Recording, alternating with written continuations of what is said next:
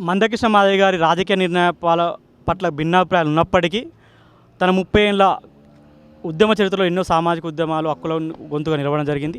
ఆ క్రమంలో భారత ప్రభుత్వం గుర్తించి ఈరోజు ఆయన పద్మశ్రీ ఇవ్వడాన్ని ఉస్మానియా విద్యార్థి నాయకులుగా మరియు మాదిగ జాతి బిడ్డగా సబ్బండ వర్గాల తరపున మేము అందరం భారత ప్రభుత్వానికి కృతజ్ఞతలు తెలుపుతూనే ఈరోజు మేము ఎంతో సుదీనంగా భావిస్తూ ఉన్నాం. ఈ అందరి మందకృష్ణ మాదిగ గారితో పాటుగా ఆయన వెన్నంటి నిలిచి పోరాడినటువంటి ఎంఆర్పిఎస్ నాయకత్వానికి, కార్యకర్తలకు, మాదిగ జాతి పక్షాన అందరికీ శుభాకాంక్షలు. అయితే చివరిగా ఒక ప్రశ్న అన్న, ఆపరేషన్ కగార్ అనేది అనేక సార్లు మావోయిస్టులు సంబంధించినటువంటి లేఖలు రిలీజ్ అయ్యాయి.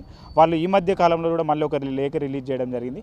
పాకిస్తాన్తో చర్చలు జరిపినప్పుడు మాతో ఎందుకు జరపరు అనే ప్రధాన డిమాండ్ కూడా వాళ్ళు చేస్తున్నటువంటి సందర్భం చూస్తున్నాం. దీనిపైన మీ అభిప్రాయం ఏంటన్న?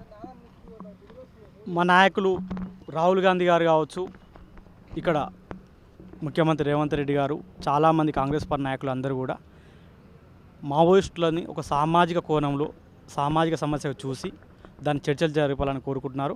మేము కూడా విద్యార్థి నాయకులను కూడా వాళ్ళ ద్వారా చర్చల ద్వారానే ఏదైనా శాంతి స్థాపించాలని కోరుకుంటా ఉన్నాం.